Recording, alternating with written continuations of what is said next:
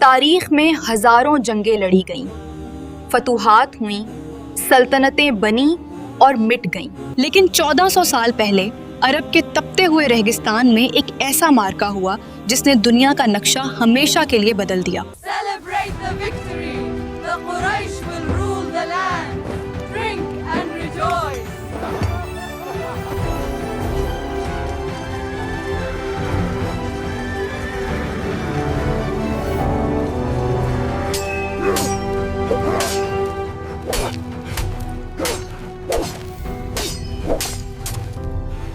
ایک طرف 1000 کا لشکر، لوہے میں ڈوبا ہوا گھمنڈ اور طاقت کا نشہ، دوسری طرف صرف 313 حارس، بھوکے پیاس،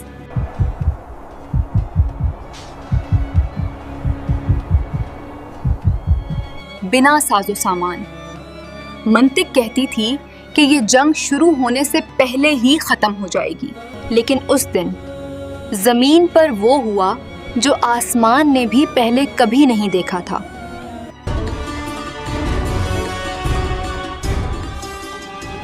یہ سفر جنگ کے لیے نہیں تھا۔ سنہ 2 ہجری میں مسلمان مدینہ سے نکلے تاکہ قریش کا وہ قافلہ روکا جا سکے جو ان کا مال و دولت لوٹ کر شام سے واپس آ رہا تھا۔ مسلمان اپنا حق لینے نکلے تھے۔ حالت یہ تھی کہ پورے لشکر میں صرف 2 گھوڑے اور 70 اونٹ تھے۔ لوگ باری باری سواری کرتے، یہاں تک کہ حکمران دوئے عالم رسول اللہ صلی اللہ علیہ وآلہ وسلم بھی عام سپاہیوں کی طرح سفر کر رہے تھے۔ یا رسول اللہ، آپ سوار رہیں، ہم پیدل چل لیں گے، ہماری جان آپ پر قربان۔ مگر قیادت کی مثال دیکھیے۔ آپ نے مسکراتے ہوئے فرمایا، تم طاقت میں مجھ سے زیادہ نہیں ہو کہ تم چلو اور میں سوار رہوں، اور میں بھی اللہ کے ثواب کا اتنا ہی محتاج ہوں جتنے تم ہو۔ ادھر ابو سفیان جو قریش کا سب سے چالاک سردار تھا، اسے خبر مل گئی۔ اس نے راستہ بدل لیا اور سمندر کے کنارے کنارے نکل گیا۔ ساتھ ہی اس نے مکہ میں ایک خطرے کا پیغام بھیج دیا۔ وقفے! خدا کی قسم، میں نے یہ اپنی آنکھوں سے دیکھا ہے۔ کیا بکواس ہے؟ نیچے آ! قریش کا گھمنڈ جاگ اٹھا۔ انہوں نے کہا، آج ہم مسلمانوں کو جڑ سے ختم کر دیں گے۔ 1000 جنگجو، 100 گھوڑے، 600 زرہ بختر، شراب اور گانے والی عورتیں، مقصد صرف ایک، اسلام کا خاتمہ۔ Celebrate the victory. The Quraysh will rule the land. Drink and rejoice. نبی کریم ابدز بدر کے قریب پہنچ چکے تھے جب خبر ملی کہ قافلہ نکل گیا ہے، لیکن اب سامنے قریش کی موت کی فوج کھڑی ہے۔ واپس لوٹ جائیں یا لڑائی کریں؟ مشورہ ہوا۔ مہاجرین نے کہا، ہم تیار ہیں، لیکن مسئلہ انصار کا تھا۔ معاہدہ یہ تھا کہ وہ مدینہ کے اندر حفاظت کریں گے اور بدر مدینہ سے باہر تھا۔ تب حضرت سعد بن معاذ رضی اللہ عنہ کھڑے ہوئے۔ یا رسول اللہ، ایسا لگتا ہے آپ ہماری رائے چاہتے ہیں۔ خدا کی قسم، اگر آپ ہمیں سمندر میں کودنے کا حکم دیں گے تو ہم کود جائیں گے۔ ہم موسیٰ علیہ السلام کی قوم کی طرح یہ نہیں کہیں گے کہ آپ اور آپ کا رب جا کر لڑیں۔ نہیں، ہم آپ کے دائیں بھی لڑیں گے، بائیں بھی، آگے بھی اور پیچھے بھی۔ یہ سن کر رسول اللہ کا چہرہ خوشی سے دمک اٹھا۔ آپ نے فرمایا، اللہ نے مجھ سے وعدہ کیا ہے، یا تو قافلہ ملے گا یا فتح۔ رات ہوئی تو دونوں لشکروں پر قدرت نے اپنا اثر دکھایا۔ کفار کی طرف تیز بارش ہوئی، مٹی کیچڑ بن گئی، ان کا چلنا مشکل ہو گیا، لیکن مسلمانوں کی طرف ہلکی پھوار پڑی۔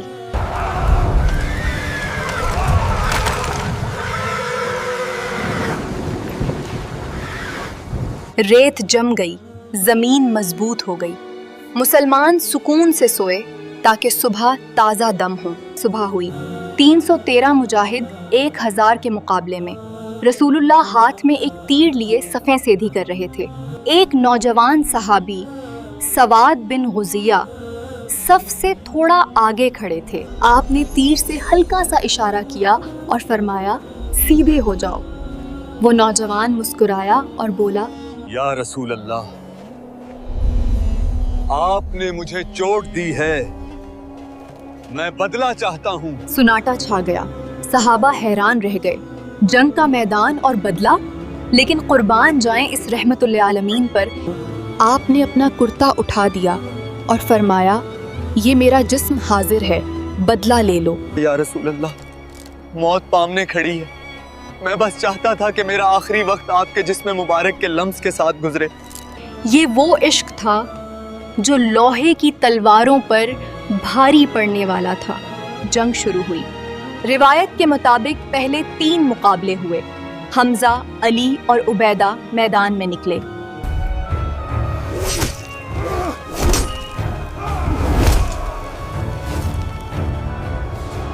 उन्होंने कुरैश के 3 बड़े सरदारों उतबा, शैबा और वलीद को मट्टी में मिला दिया। उसके बाद आम हमला शुरू हुआ।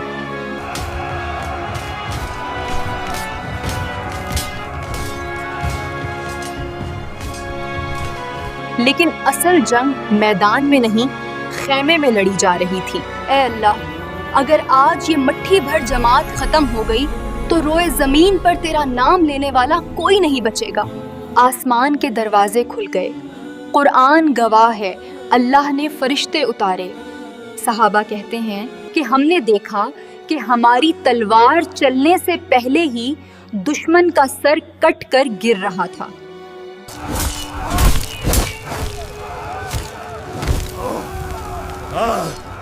गैबी मदद। मुसलमान नौरे लगा रहे थे, अहद। अबू जहल, जो इस उम्मत का फिरौन था, 2 नन्हे अंसारी नौजवानों के हाथों मारा गया। सूरज ढलने तक फैसला हो चुका था। 70 कुरैशी सरदार मारे गए, 70 गिरफ्तार हुए। मुसलमानों के सिर्फ 14 साथी शहीद हुए। इस्लाम अपने पहले इम्तिहान में सरखरू हो चुका था। लेकिन फतह के बाद क्या हुआ, ये दुनिया की तारीख का अनवखा वाक़या था। कैदियों को लाया गया। रसूलुल्लाह ने हुक्म दिया, उनके साथ नरमी करना। ये खा लीजिए, डरिए मत, हम आपको नुकसान नहीं पहुंचाएंगे। मशवरा हुआ कि उनका क्या किया जाए। हजरत उमर रजी अल्लाह अन्हा ने कहा, सबको कत्ल कर दें ताकि फितना ख़त्म हो। हजरत अबू बकर ने कहा, फदिया लेकर छोड़ दें, शायद कल ये मुसलमान हो जाएं। नबी ने हजरत अबू बकर की राय मानी और जिसके पास पैसा नहीं था उसके लिए शर्त रखी गई कि वो 10 मुसलमान बच्चों को पढ़ना लिखना सिखा दे, वही उसकी आज़ादी की कीमत होगी। जंग के मैदान में भी इल्म को तरजीह दी गई। लाशों को बदर के कुएं में डाल दिया गया। नबी करीम कुएं के किनारे खड़े हुए और इन सरदारों को नाम लेकर पुकारा, ए अबू जहल, ए अतबा, हमने अपने रब का वादा सच्चा पाया, क्या तुमने भी अपने रब का वादा सच्चा पाया? सहाबा ने पूछा, क्या ये सुन सकते हैं? ढब ने फरमाया, तुम उनसे ज्यादा नहीं सुन सकते, मगर ये जवाब नहीं दे सकते। फतह की खुशी मदीना पहुंची, लेकिन एक घर में मातम था। जिस दिन बदर की फतह की खबर आई, इसी दिन रसूलुल्लाह की बेटी और हज़रत उस्मान रज़ी अल्लाह अन्हो की बेवी हज़रत रुक़िया रज़ी अल्लाह अन्हा का इंतकाल हुआ। खुशी और गम एक साथ आए। ग़ज़वा बदर सिर्फ एक जंग नहीं थी, ये यौमुल फ़ुरक़ान था, हक़ और बातिल में फ़ैसले का दिन। इस दिन ने साबित कर दिया कि ताकत तादाद में नहीं, ईमान में होती है। अगर बदर में वो दिए भजाते तो आज दुनिया के किसी कोने में इस्लाम की रोशनी ना होती। लब्बैक अल्लाहुम्मा लब्बैक, लब्बैक ला शरीक लक लब्बैक। बदर का पैगाम आज भी वही है। अगर तुम्हारा ईमान बदर वालों जैसा हो तो अल्लाह की नसरत आज भी वैसे ही आ सकती है।